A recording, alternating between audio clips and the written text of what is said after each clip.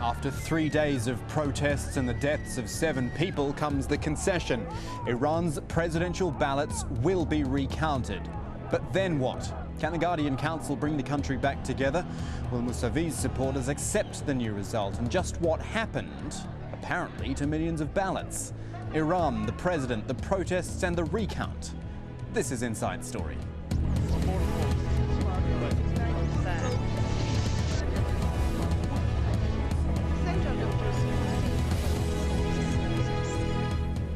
Hello there, I'm Kamal Santamaria. So, a recount it is, taking a complete U-turn. Iran's top legislative body, the Guardian Council, has said it's ready to recount some of the votes in last week's presidential election. The choice, of course, between the incumbent, Mahmoud Ahmadinejad, and the reformist Mir Hossein Mousavi. But why? Well, officially, all 3 of Ahmadinejad's challengers have alleged fraud, and so the Guardian Council's agreed to recount the disputed voting sites. But unofficially, public anger and pressure have certainly played their part. Despite the ban on protesting, hundreds of thousands of Mousavi's supporters hit the streets all over the country this week. It was one of the largest protests since the Iranian Revolution 30 years ago, with state radio reporting at least 7 people killed during demonstrations on Monday. Supporters of the president, well, they've not just been sitting back and watching. Pro-Ahmadinejad demonstrations have also been prominent. These pictures show the thousands demonstrating in Tehran on Tuesday in support of the president. Remember, for the record, Ahmadinejad claimed a landslide victory with more than 63% of the vote. But Mousavi and his supporters contested that, convinced the election was in fact rigged. That, of course, is for the electoral officials to decide. But as far as the protests go, well, there was certainly tension in the air well before the vote, perhaps a precursor to what we're seeing now. Just have a look back over the last week or so. A poll on June the 4th from the Revolutionary Guards and Iran's state broadcaster allegedly showed a 10 to 20% lead for Mousavi. But on the same day, the former president, Rafsanjani, publicly aired concerns that pro-Ahmadinejad forces were preparing to carry out widespread ballot stuffing. So controversy there. And then the warnings started. June 11, a day before the vote, the Revolutionary Guard warned Mousavi's supporters they would not tolerate any massive street rallies turning into any kind of velvet revolution. And then on polling day itself, June the 12th, Iran's Electoral Commission also warned the rival political camps against engaging in mass gatherings and campaign activities on election day itself. Of course, by the end of that day, with both men claiming victory, the scene was perhaps set in some ways for the very protests which had been warned against. Let's bring in our guests now to talk about all of this. Regular contributor Saeed Mohammed Mirandi is in Tehran. He is the head of North American Studies at the University of Tehran. In Birmingham in the UK is Scott Lucas, a professor of American Studies at the University of Birmingham and the editor of the website called EnduringAmerica.com. And also in the UK, Newcastle in fact, is Anush Eteshami, is a professor of international relations at Durham University. 3 men from 3 universities joining us for Inside Story. I thank you all for coming on the show. Saeed Mohammed, let me start with you first because I want to, and you can give us this view from Tehran, which obviously our other guests can't, about the protest itself. It's being billed in the media, in the West, however you want to put it, as the biggest thing since the revolution. People are expressing, I think it looks like, a lot of surprise that Iranians are protesting in the streets. Is it as big as we might think? Well, the rallies held by Mr. Mousavi's supporters, as well as the rallies held by Mr. Ahmadinejad's supporters, have both been pretty huge. I wouldn't compare them to anything during the revolution or any of the very key demonstrations that took place over the last 30 years, but both sides have had very large demonstrations and rallies over the last few days. And not just larger, we're just looking at pictures now as well. It looks in some places to be absolutely chaotic and just thousands, in fact some people have said millions of people out on the streets. Has that surprised you at all? You said they've been big. I wonder if it surprised you as well. Well, not really. I think that the fact that the debates were carried out on television between the candidates, and the debates got very personal and emotional, and both sides now have very staunch supporters on the streets, very angry. And I think that, though, over the last couple of days, and especially today now, a lot of people are beginning to think that perhaps the 2 sides have gone a bit too far. Let me put a similar question to Anousheh Teshami in Newcastle, but couch it in slightly different terms. We were talking there with Syed Mohammed about the size of these protests and whether he was surprised at that. The fact that there were so many warnings as well, and they came from the Revolutionary Guards, they came from the Electoral Commission, so many warnings, and yet the people still came out. What does this say to you about, quote-unquote, people power in Tehran, in Iran? I wouldn't be as blasé about the size of the crowd at all, actually. I think this is really historically significant in that, as you suggest, they have been warned not to come on the street. If the data that we get is correct, that we have over 1 million people marching peacefully in protest, then that is really quite extraordinary. We haven't seen anything like that in the last 30 years. And also the manner of the protest, in that, you know, allegedly rooftop slogans against Ahmadinejad, and also we've been hearing the call of Allah Akbar, God is great, by the reformers, again echoing what was happening at the revolution. I think there is a conscious effort to map the two, certainly, but I agree they are not anything alike. Of course, the historic circumstance is different, but also the motives of the participants are also very different. These guys are protesting about justice. They want a wrong put right. They're not in the business, at this stage at least, of overthrowing the Islamic Republic. Scott Lucas, the reason they are protesting, of course, is the vote. We shouldn't lose sight of the vote, and apparently a disputed vote. I guess there's two questions here, which we will hopefully find answers to, but I want to get your views. A, has there been fraud? But B, perhaps more importantly, why would there have been fraud? I don't think we'll ever know whether there was fraud committed last Friday. So I wouldn't go on camera and say either this was a legitimate election or that this was a rigged election. Sure. I think the issue is transparency, that whatever happened has not been transparent. And I think for many of those Iranians who are on the street protesting, at least those protesting against President Ahmadinejad, they're protesting that they aren't sure. They don't believe the explanations that have been given so far. In terms of what might have happened last Friday, well, I think there's a couple of broad things to consider. I think the first thing is that, as Dr. Marandi pointed out, this has been perhaps the most exciting, intense election in the history of the revolution, with 40 million people watching the debates on TV. But I think also there's a power struggle going within the political and clerical elites. You cited, for example, former President Rafsanjani. He quite clearly is maneuvering for power against President Ahmadinejad. And to an extent, Mr. Rafsanjani is also maneuvering for space against the supreme leader, Ayatollah Khamenei. That's why, in part, he wrote the letter before the election. That's why he's been quite vocal in responding to President Ahmadinejad's allegations of corruption. To put it in maybe a general nutshell, but to see if this will provoke further discussion, we're seeing a group of politicians associated with the 1980s, the early years of the revolution, such as Mr. Rafsanjani, Mr. Mousavi, to an extent Mr. Karoubi, and they face a newer group of politicians such as Mr. Ahmadinejad. And it appears that the supreme leader, Ayatollah Khamenei, has been more comfortable with that newer group of politicians in 2005 and in the years afterwards. And so what we're seeing is not a counter-revolution by any means, but at the highest levels, a maneuvering for power. Syed Mohammed, what do you think about that? Perhaps a turning of the page between the old and the new politicians? Well, I would agree that there is a broad coalition of people against the president, and that is one of the reasons why the debates became so interesting, and after the elections, emotions ran so high.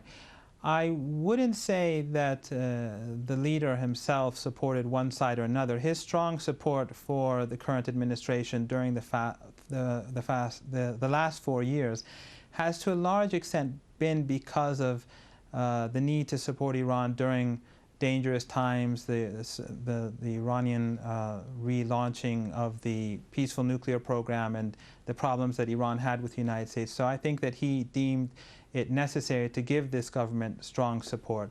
But he did declare on numerous occasions that he will not be taking sides, and during the last week he made no comment at all with regards to the election. But I think what is significant is that both sides are very popular. The issue with Mr. Ahmadinejad is I think that he's sort of like Hugo Chavez of Venezuela, and that he has many supporters among the middle and lower middle class, and the poorer parts of society, and his opponents are again another part of the middle class, upper middle class, and the more wealthy in society. The difference, though, I think, is that Mr. Mousavi is not a pro-American, unlike the opponents of Chavez. So, like Chavez, he has people who hate him and people who absolutely love him. So he's a very an interesting character in that sense. He is, and what he's certainly done since coming to power in 2005 has really built on, if you like, the presidential grip on power. If we have a look back at some of that, Ahmadinejad, as we've referred to, it has the backing perhaps of Ayatollah Khamenei, who has ultimate decision-making power.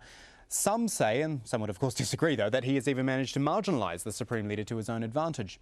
The President has also extended strict controls on access to information through the ministries, limiting the media as well. He's also increased the power of the Iranian Revolutionary Guard, whilst apparently exerting influence over it as well. There was one rumour that said that all government officials and security forces were told they had to vote. 120,000 of them that would be, could have tipped the balance in some areas. The Guard also watches the activities of reformists, discourages anti-government rhetoric, and of course since the election we've seen heavily armed troops patrolling the streets with over 100 reformists arrested. Anusha Teshami in Newcastle, I've outlined there, and I know I've done it very broadly and very briefly there, Ahmadinejad's grip on power over the last 4 years. Given what we've seen in the last 3 days, would you say it's worked? I would say you did it very well, actually. That was quite a good summary, if I may say. It depends what you mean by where does it work. I think it's disingenuous to say the leader has not had a position on this. We've known that when Ahmadinejad was elected, he said it was a blessing. He considered the Ahmadinejad government as being perhaps the best Iran has ever seen. And towards the end of Ahmadinejad's first term, he went out there and saying, you go out there and seek your second term. And even after that, when the election, when the candidates were selected, the leader was again implicitly and at times explicitly endorsing the Ahmadinejad administration as the one that is appropriate for Iran. So I wouldn't put this clear water between where the leader has been sitting all this time and now these 4 candidates coming up as equal partners in this. This is, I don't buy that. The evidence doesn't support it. But as to whether Ahmadinejad's legacy is as you suggest, possibly prolonged or not, is I think he's in many ways the victim of his own securitization of Iranian politics in a way that was unprecedented. The way that the Revolutionary Guards got involved in day-to-day politics, in the administration of the state, in parliament, and in all manner of speaking of state control has been detrimental to Iran's strives towards democracy, and we are seeing the result of this now. Well, that's what I was going to say. Is it the fact that we see all this boiling over on the streets now, is that, I won't say proof that it hasn't worked, but proof that this has all been building up underneath for the last 4 years, and then when something like this election happens... I was about to say... Sure. I was about to say what you're seeing is precisely what he and the leader have been purportedly fearing, which is a velvet revolution. Peaceful, mass protest, demanding change. They now may protest for a recount of the vote, but their expectation is that the vote will lead to a Mousavi presidency, and the Mousavi presidency, remember, has promised the people change. That was his slogan, and indeed Mr. Karoubi's slogan. They want engagement in the world, they want transparency, they want a return to what they regarded to be the normal evolution of the Islamic Republic. Ahmadinejad has broken that normal evolution, and I think the leader and the conservatives are all culprits in that. You mentioned the recount there. Let's talk to Scott Lucas in Birmingham about that. No surprise, I guess, that Mr. Mousavi chose to push for the recount, or at least him and the other challengers were alleging fraud, and that's what's pushed for this recount. Is it a surprise, though, to see the Guardian Council actually going ahead with it? I wouldn't say I'm completely surprised, in the same way I wasn't surprised that Ayatollah Khamenei yesterday issued a letter to the council requesting this review, because what is needed now, I think, is a bit of breathing space, a bit of political space with all these demonstrations on the street. What is unclear to me is what the council does next, because I don't think they have a single good option. If they come out and declare that from a partial recount, it's not necessarily a full recount of the votes, from a partial recount that Ahmadinejad has indeed won and stays in office, I don't think this will satisfy the opponents who have protested against the result. If, on the other hand, they try to, let's say, fudge a result, let's say bring Ahmadinejad's vote share below 50%, so you have to have a second round contest between him and Mr. Mousavi. I think there will be questions asked as to why there's this sudden drop in Ahmadinejad's vote, not just from Ahmadinejad's supporters, but from people who will say, well, this must prove that this wasn't an isolated case of isolated fraud. On the other hand, the third option, which I don't believe will happen, which is that they declare Mr. Mousavi the winner, would in effect be not only giving in to President Ahmadinejad's opponent, it would be a concession that there was a serious systematic failure. And I don't think they can go that far. So I'm really unclear what they can do next to get themselves out of the dilemma. But forgive me for being simplistic about it, but shouldn't it just be about recounting the votes and putting out the right numbers, or am I being far too idealistic about that? Well, as someone who went through recounts in the United States in 2000 when George Bush was elected, I don't think you can separate politics from simple mathematics. I think this recount only occurred because there was a number of maneuvers behind the scenes, in part coinciding with the protest on the street. I think there are serious logistical problems with this count. I think there are a lot of ballots that apparently went astray or may not have been counted. I think that the initial count was done so quickly that I'm not sure that, let's say, that it could be carried out smoothly, certainly not within a day or 2 days. So even if we were to be, let's say, utopian and say there could be a full and above board recount, I'm not sure it can be done quickly enough to meet the demands for change that are on the streets right now. Well, this is the point, quickly enough, and I'll put this point to Syed Mohammed Marandi. What I've heard and what I've read is that the Guardian Council is talking about potentially 7 to 10 days until that recount is done. Now, as I said, you have two issues there. One, the fact that it's going to take a while to get what would be, quote unquote, the true result. But you've also got this problem on the streets, which could potentially go on for another 7 to 10 days and on after that. Well, I'm not all that skeptical. I think that on Friday the leader will be leading Friday prayers, and I think a lot of people will be going there and attending on both sides, and they want to see him somehow resolve the issues. Also, since the elections were computerized and everyone who voted had their ID, their identity is now computerized and their information is there, and we also had fingerprints on the stubs of their paper ballots, all of the votes can be accounted for. I personally, although I didn't vote for the president and I'm a critic of the government, I don't think that any major fraud could have taken place that easily. I think it's almost impossible because around 700,000 people were a part of the electoral process. But I think that it is key to have all the votes recounted through this computerized system and have all the candidates have their people there in all the provinces.